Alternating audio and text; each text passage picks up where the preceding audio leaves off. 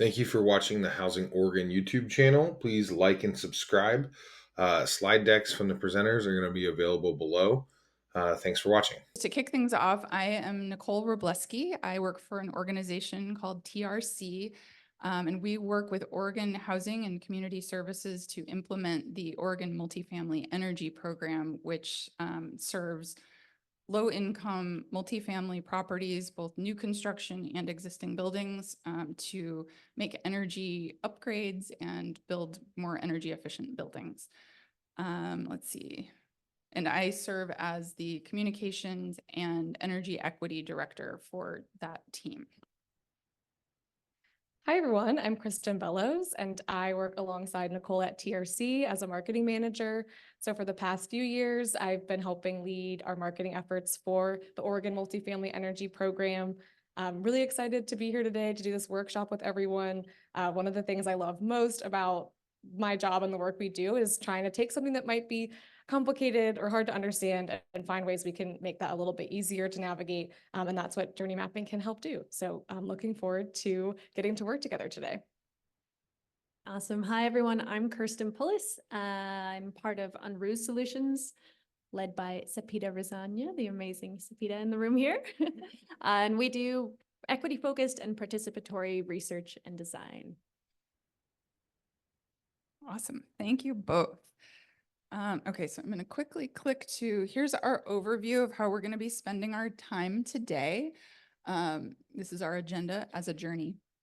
So we are first going to spend, I said, our first 30 minutes talking through what is journey mapping, why mapping matters, and give you some high-level best practices for effective journey mapping.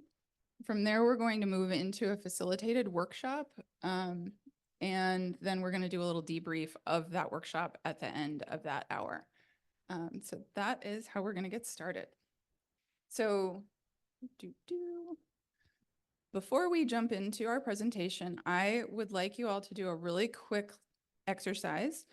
I would like you to close your eyes where you're seated for just a minute and think about your why. Why do you do the work that you do? What drives you beyond just your day-to-day tasks?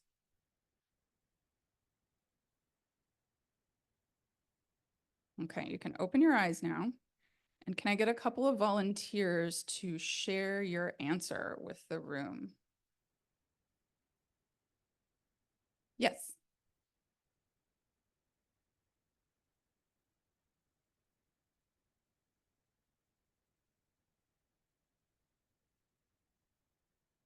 Great, thank you. Yeah, I'm going to try. I have bad memory too. This attendee said that they know what oppression and discrimination feels like, and they work in advocacy to make sure that that doesn't happen to anyone else. That was my bad paraphrase. Yes, sir.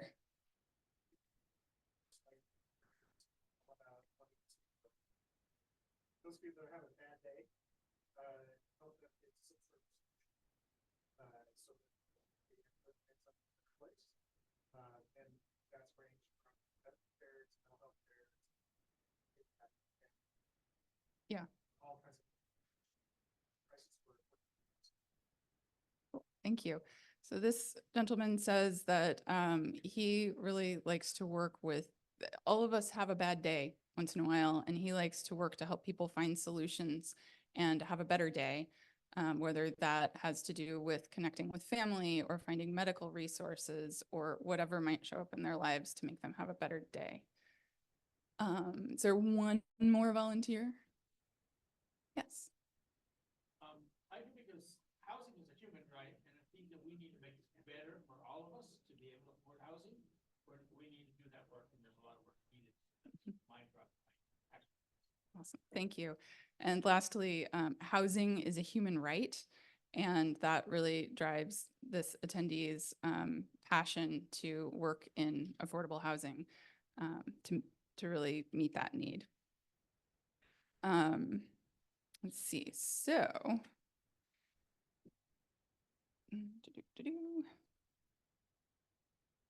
So this afternoon, we're going to be practicing this tool that can hopefully help each of us really proactively connect with our why, and connect that with the actions that we take in our day-to-day actions.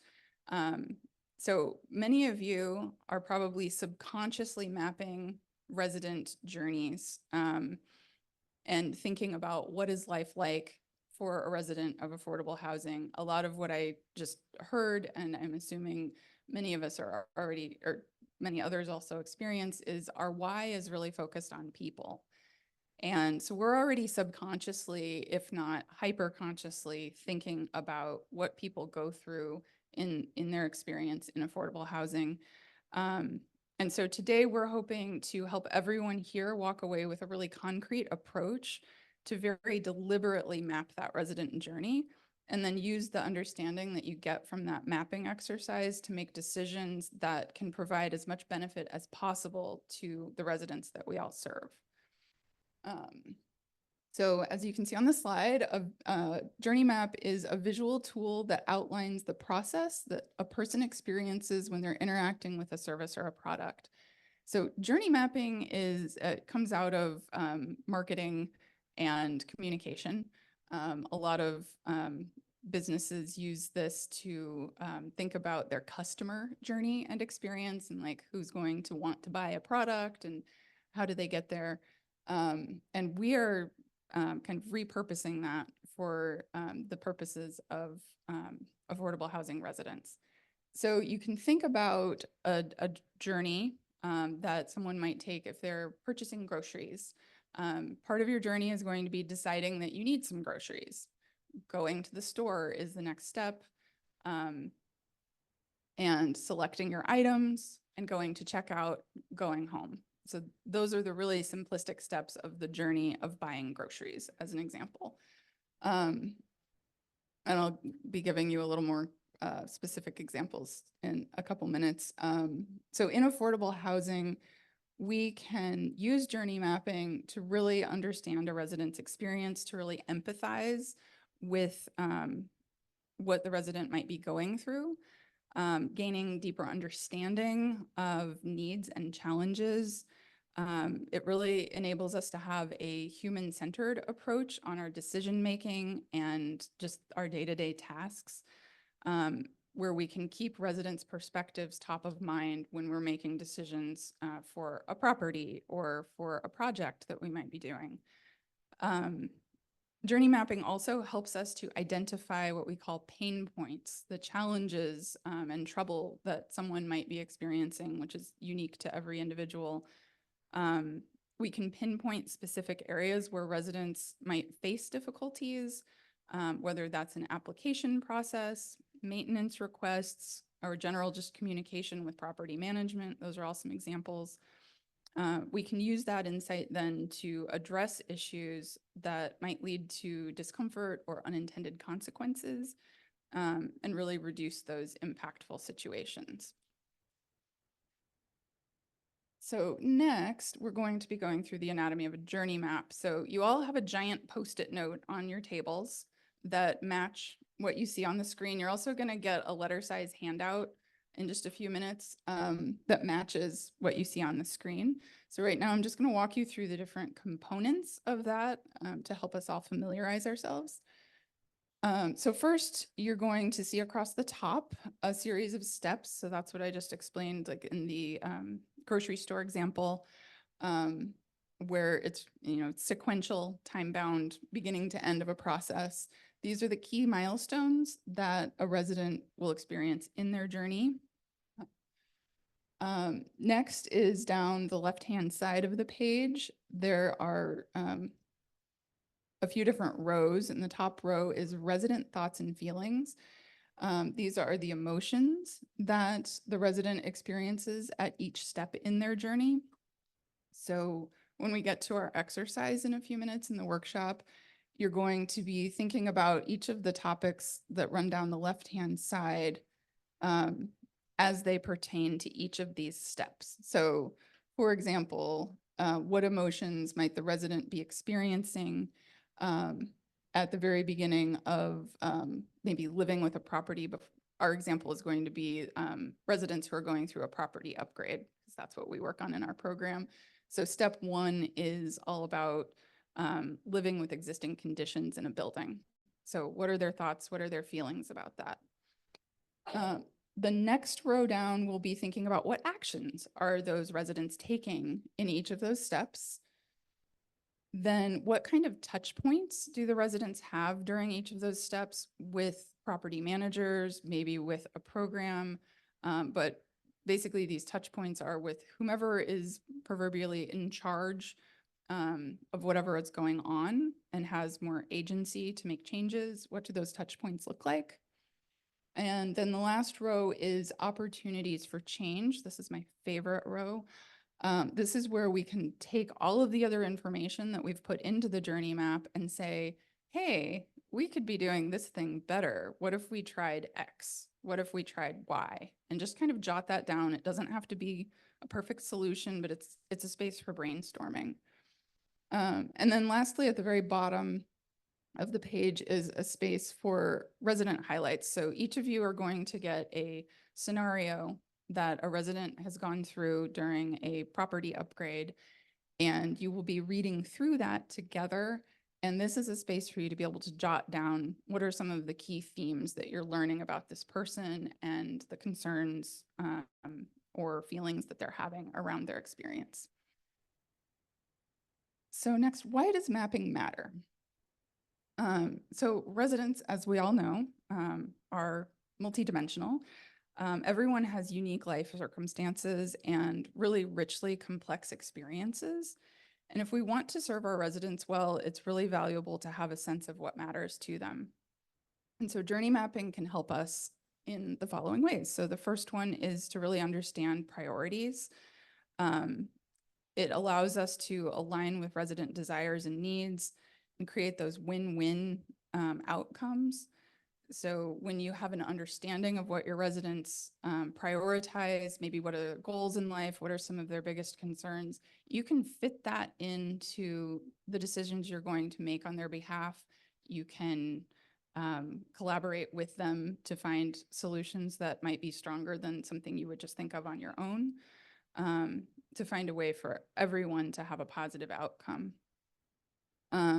Let's see, next, you can empathize with pain points, considering really what makes life hard for an individual, from small things to big things. What is difficult now, what might be difficult in the future as an outcome or a result of something, and really try to take into consideration the whole picture of that timeline of their experience. You can reimagine your interactions, envisioning what those interactions are like for a resident. We're all really good at knowing what an experience of something is like for ourselves. I will admit I am a control freak, and so I can get really stuck in what matters most to me. And that might not always be what matters most or is best for the other people involved in what I'm working on. And so it's really important and helpful to take a step back and think about, like, you know, how are my actions potentially impacting someone else in a positive way, a negative way, a neutral way that we could make positive, and really optimizing the time that we're spending in those touch points together for the really maximum outcomes. And then lastly is promoting fair outcomes.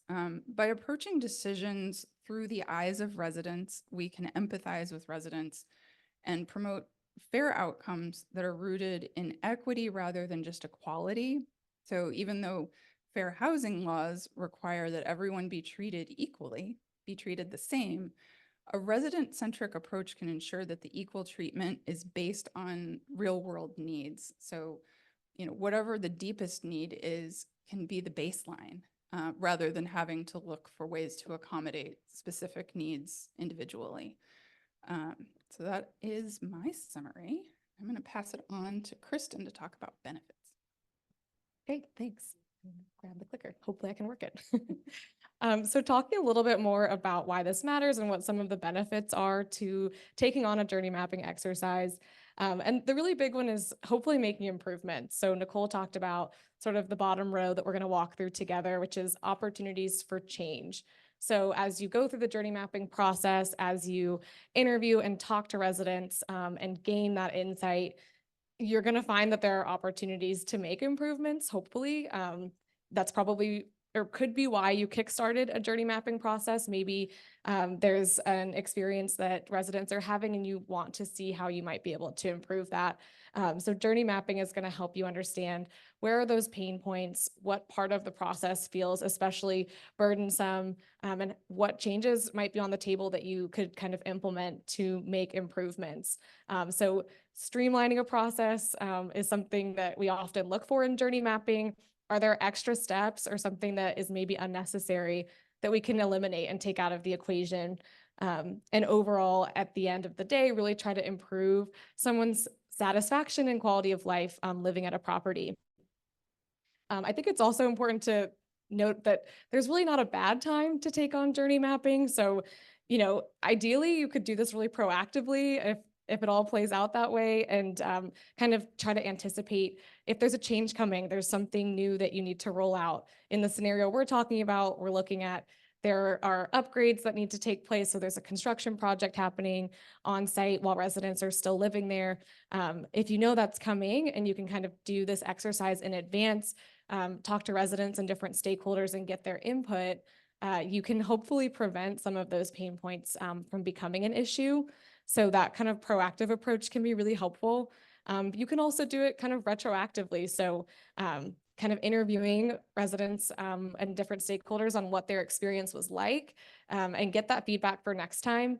A journey map is a really useful ongoing tool. So it's not really a one and done. Usually the insight you've gained through that process is going to be relevant moving forward for other scenarios. So you want to kind of look at journey mapping as much as you can as sort of that ongoing tool. And I kind of referenced this a little bit, but one of the key components and real true benefits of journey mapping is gathering feedback. So you can kind of kickstart a feedback loop. Gaining that firsthand feedback is really crucial. So you can kind of avoid making assumptions about what someone might be feeling or experiencing. So doing surveys, conducting interviews, however you're able to kind of gather that firsthand experience and feedback, what it was like to go through that experience, that process, that's really critical and a huge benefit. Ideally, it's a cycle. So we don't want to necessarily do this in kind of a linear way where you get feedback, you analyze that feedback, you make changes, and then kind of, okay, that's good.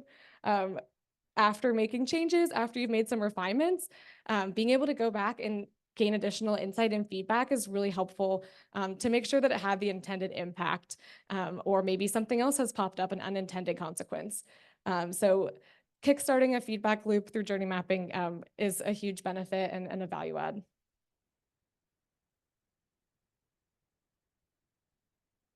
Okay, I'm going to talk a little bit about best practices and then we'll jump into our hands-on workshop. Okay, so collaboration and co-creation is really critical when it comes to journey mapping. If you don't have the right voices in the room, you're going to miss some piece of the equation and it's probably going to be an incomplete journey map. And so to create a journey map that's as accurate as possible and as comprehensive as possible, you want to really think about who are the different people who are involved in that process, in that experience, who can share some feedback, and make sure that you're inviting collaboration with different stakeholders. So in the scenario we're looking at together, that might mean talking to residents, community organizations, the property managers on site, and together you can really kind of co-create and develop those comprehensive solutions and gather unique perspectives.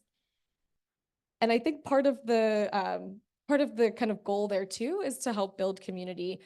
So Nicole talked about this a little bit, but we really want to try to empower residents to feel some ownership over their living conditions and also over being able to share feedback and hopefully see changes that might improve the experience they have living at a property. So building that community, involving residents directly in decision-making can be really powerful. So at the end of the day, after you've kind of gone through this exercise, what are some of the actionable outcomes? What are your next steps to take from there? So planning for the future is a big one. Like I've said before, if you come up with some ideas of how you might make changes, then you can start to prioritize those improvements. So maybe resources are limited, but you have a sense then of kind of a roadmap, kind of put those in order of what's most important, what might have the most impact, and try to address those in the future. So next time there's a project on site that might involve going into a unit, you're kind of ready for tackling some of those pain points or avoiding some of the especially challenging aspects of a project like that.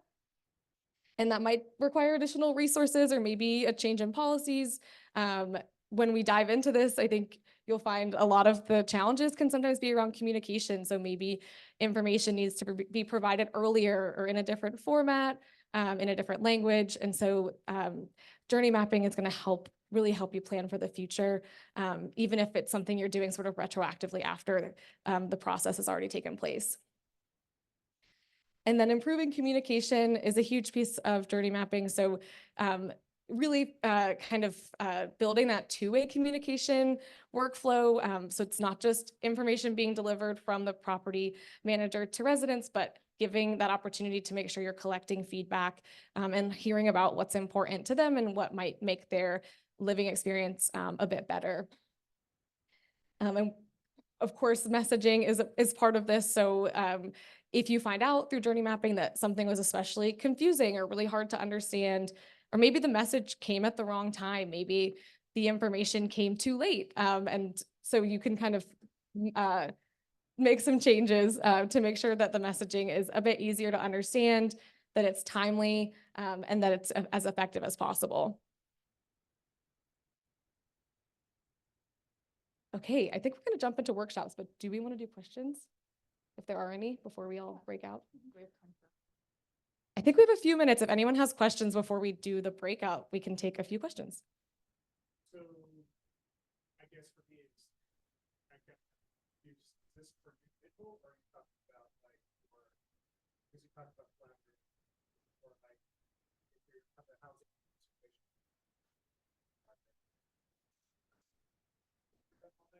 or whatever kind of happening for a group, or is it something mental health? So I'm thinking of individual. You really, some of the beautiful thing about journey mapping is it can be a choose your own adventure. There is no one size fits all. In hindsight, I kind of wish I'd had a slide showing a variety of different journey maps out in the world. There are some that are very detailed and it can be, 17 steps long versus 4 steps. You can be looking at what a community is going through together or individuals. So yeah, you can really customize it to whatever you need it to be. Yeah, great question though. Thank you. Yes, sir.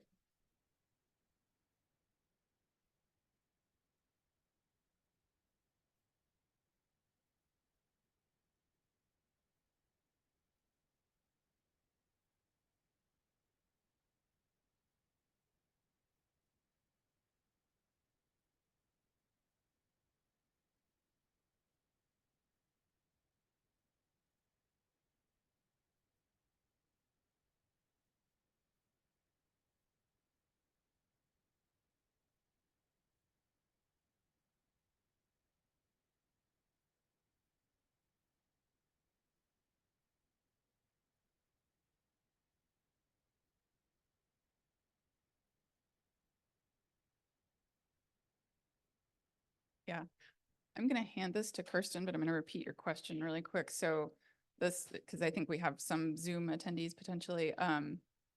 So the question is, I'm going to super paraphrase it down to, if you're in a collaborative situation, you don't want to overpromise and underdeliver to the stakeholder group that you're working with. And what do you do in a circumstance where there is a pain point that maybe can't be perfectly addressed or addressed at all, or you're running low on budget, that sort of thing. But Kirsten, I think you're.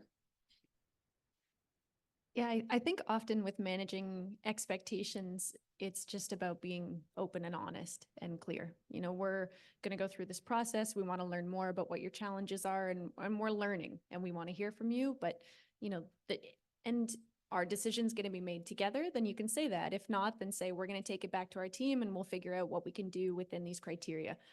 If there's a budget, you could share, here's the budget that we're working within. So just being open where you can to bring people into the process instead of when people are unsure, right? That's where disappointment can come in more commonly. So just being open, be clear. What are the criteria? What are the boundaries? What's the sandbox? Where can you be part of it? Where is our team going to lead the way? I think that that's best practices in these participatory processes.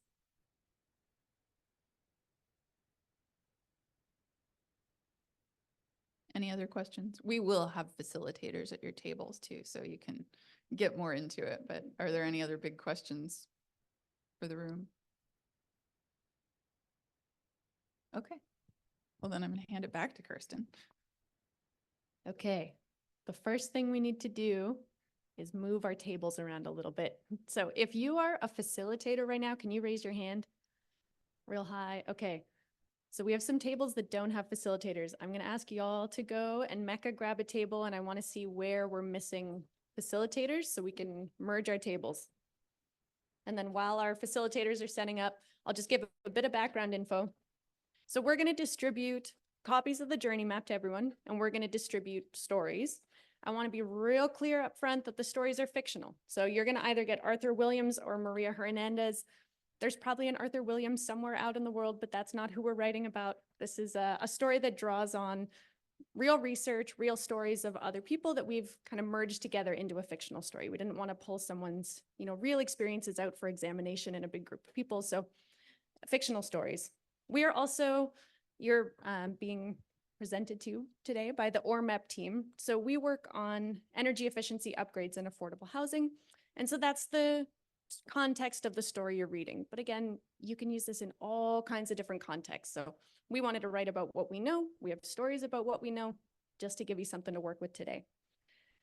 The other piece I want you to know is you might be lucky enough to have a member of our DEI coalition facilitating at your table today, and they are real cool. Can I have the DEI coalition members put their hands up? Awesome, they're all great. And so if all of our facilitators are awesome, but if you're with one of them, you are in great hands. And if you want to learn more about the DEI coalition, we have a session right after this to learn a bit more about that. Our table here with just 2 folks, I'm going to get you to join another one. So I'm going to anywhere you want to go, but you got to get up and go somewhere else. Okay, are we good on facilitators or are we missing any? Okay, so we're going to start handing out some supplies right now so you can see what we've got going on.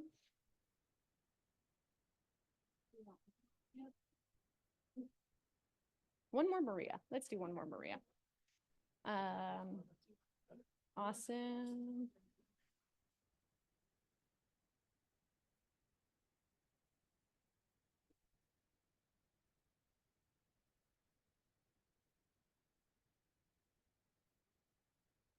Okay, I think the facilitators are getting started, but just start with intros, get to know each other for a bit, and then we'll get into the next step.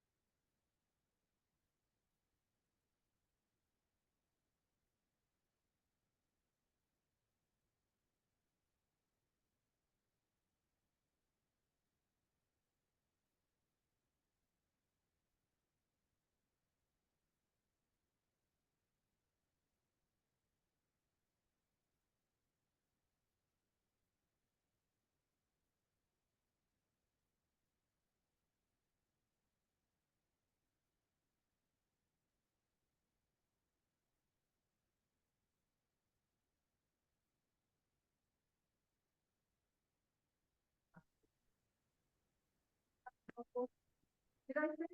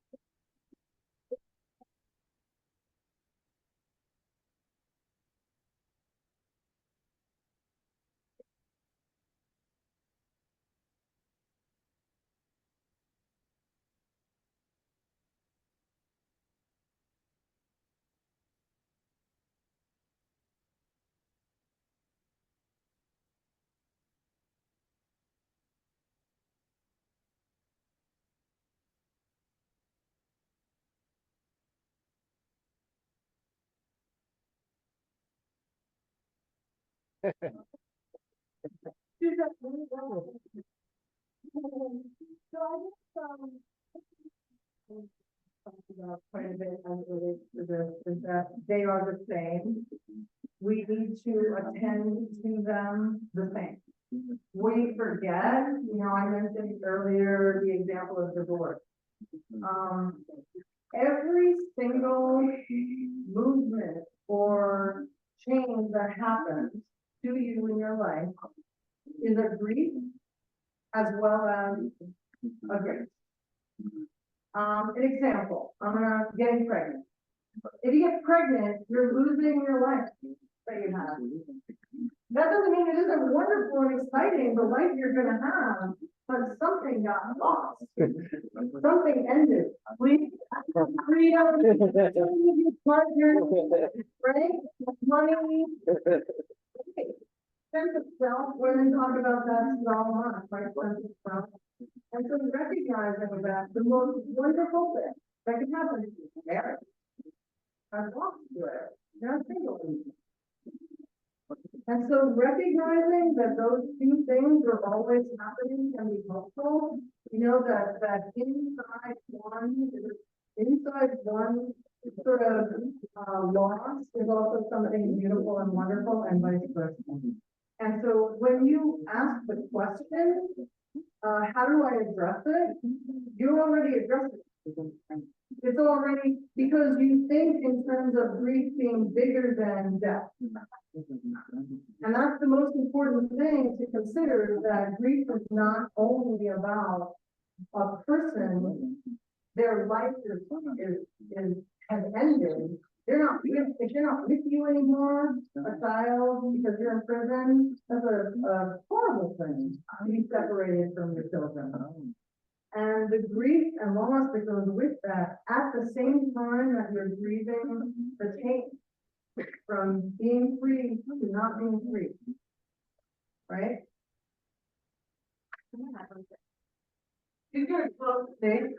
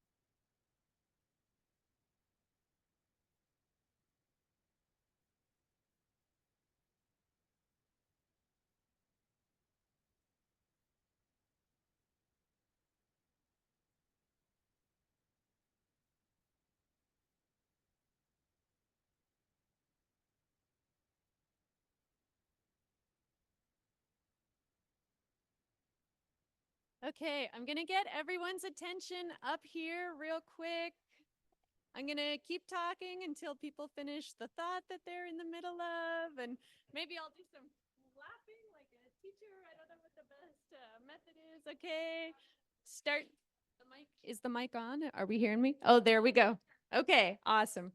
Okay, so I know everyone's at different stages. You might not have gotten all the way through as far as you wanted to, but there is a next step we want to do that shows you another kind of dimension of journey mapping. So we're going to have some people have Maria's story, some people have Arthur's story, and we want you to merge groups and see where the stories were similar and where they were different. So we were just talking about how there's going to be some highs and some lows, and they might not be the same between residents. So something that worked really well for someone else maybe didn't go so well for someone else, even in the same building. And what can we learn about that? In terms of what can be amplified that's going well, what do we want to maybe address that's going poorly? Another note I want to make, so we had some people request that maybe they can access the materials after this. I've just opened a really simple Excel sheet on my laptop here. So if at the end of the meeting, if you want to come put your email in, we can send the resources out afterwards to make sure everyone gets a hold of those if they're interested. But for now, we're going to do some kind of gymnastics here to make sure that this all works, because it's a little tough in rooms like this. So if you are a Maria table, can you put your hands up? Oh, there's a lot of Maria table. Okay. Okay. Okay, there's 5 Marias. Okay. How are we going to do this? Okay, so if you're asked to get up and move tables and you're someone who prefers to sit or needs to sit for whatever reason, just let your facilitator know and they'll make sure that you've got a chair at the table. Some folks might need to stand around the table. We'll make sure that everyone kind of has the thing that they need. Maria's, put your hands up again, and just if anyone can keep them up. Okay, so we're going to assign, can y'all join them? Is that okay? Okay. We're going to have this Arthur join here and this Maria come in here. We're going to have 2 Marias and an Arthur get together. Is that okay? Okay. We've got Marias over here. We've got some Marias. Okay. Are y'all able to come around this table? And then maybe you've got less folks. Can you come around this table? Okay. Let the chaos begin. You need a Maria? Arthur needs their Maria. It's like a love story for the ages.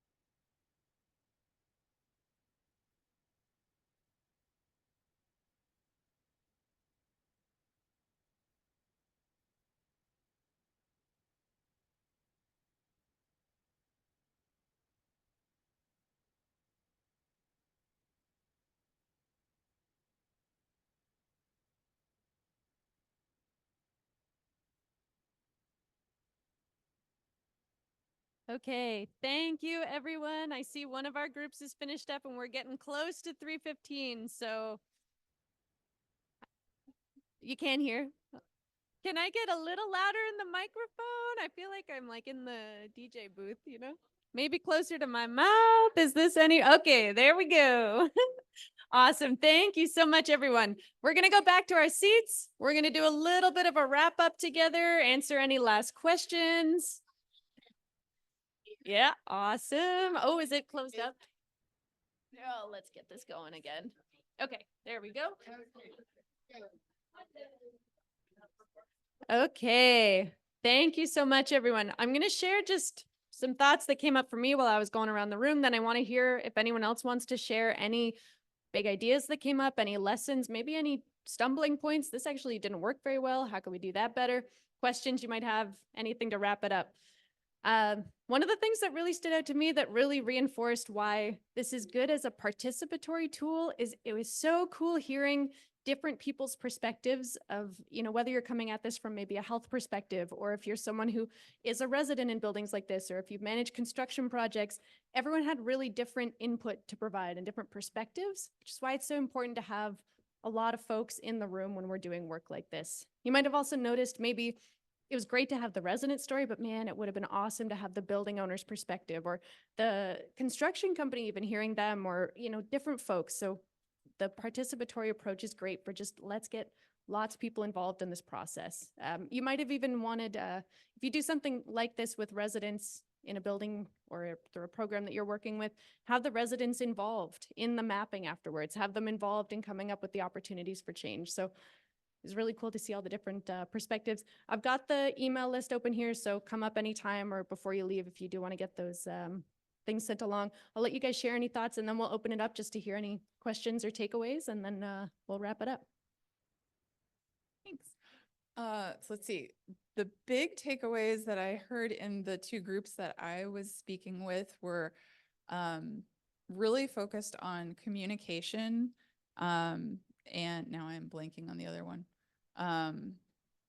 So like communication was the big theme. We were looking at like how could management have communicated well at the beginning and really collaborated and involved residents from the beginning so that they could have buy-in. Oh, and choice. It was communication and choice and agency.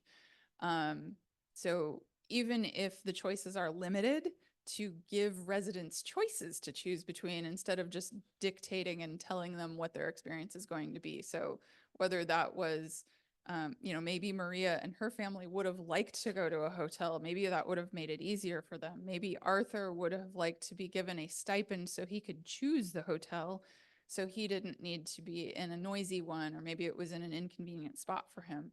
But both of them were just sort of told what was going to happen to them. So really finding ways to create that agency for residents is huge. We also talked a little bit about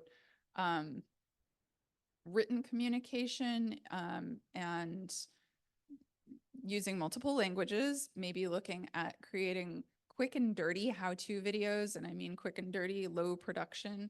If someone needs to learn how to use controls, maybe there's a way to take a video without any words and you're just literally showing how to do the thing. So that can span across different, literacy levels and language barriers. We also talked a little bit about literacy, and with Maria's kids, it started off as thinking like, hey, what if there was some kind of communication written at a reading level that even the kids could understand and be on board with?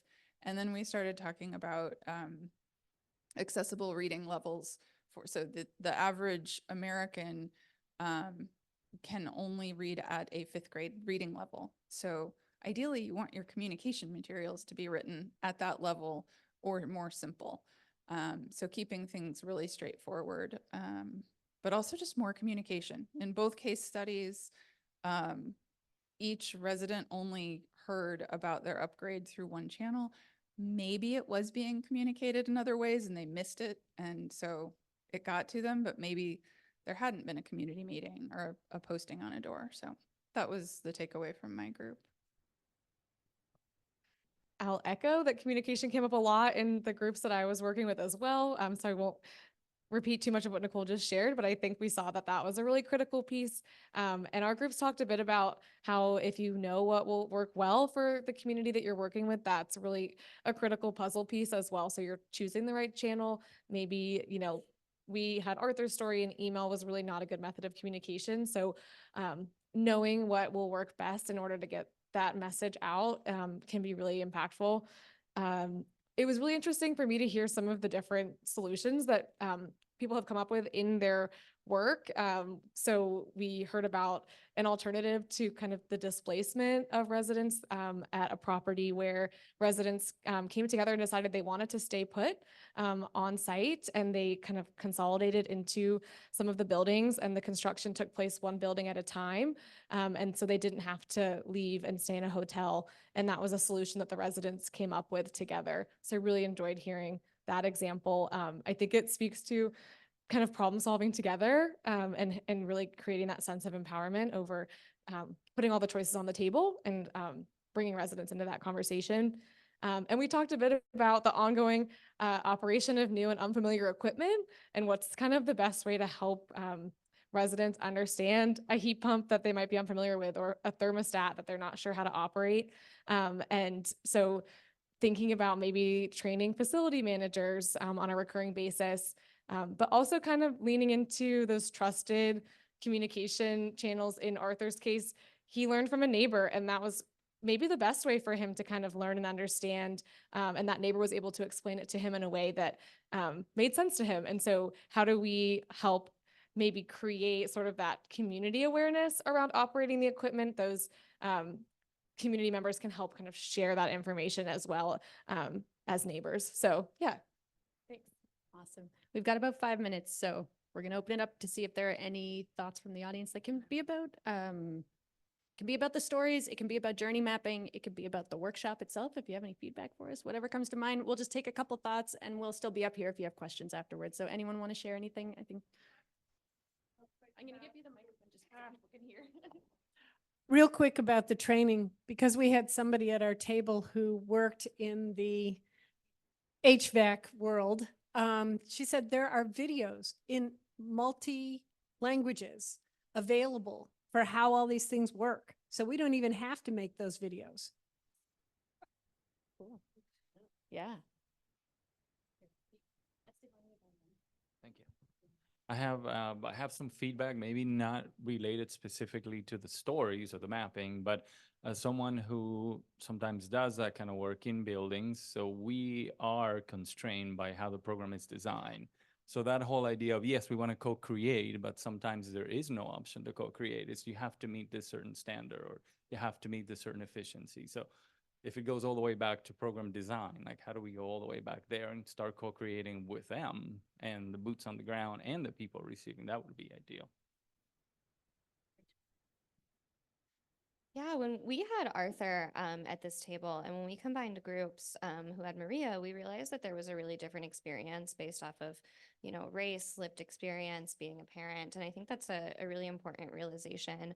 Arthur's outcome was ultimately a lot more positive, and that was because he had a lot more internal support within his community. And that's not the program's responsibility or not. But I think that's something with us to keep in mind, is how those racialized, gender, you know, lived experiences change our journey maps, and they are so different. And so I think just as the group coming in with the older white man, looking at the single mom with 2 kids who is a woman of color, the experience was really different. And I think that's just something we have to keep in mind with this work. Yeah, totally. We want to compare different experience. You know, you're not getting the whole story from just one person's perspective, and we want to keep that in mind. Okay, how are we doing? Really? Oh, we still got time. Okay. I just had a question about kind of setting up the map. Like, where do you start? I mean, I know it's you chose your own adventure, but like, it seems like, yeah, is it any of this? Well, I know clearly like the top, I don't know, just anything you can have to help set up the template. I might pass it to Sepide, who doesn't even know that she's going to be tapped in, because I feel like you've had more hands-on experience. Do you want to share any examples of, you know, where you've started in the past with work like this? If you don't want to, it's okay. Yeah, no. Yeah. I think some of the things we have done is think about the steps that you're going through. So like if you're taking one, so like in this case, they created the steps, but if you think about like the particular persona that you're going to journey map, if it's buying coffee, it could even start with, I wake up in the morning and I need caffeine.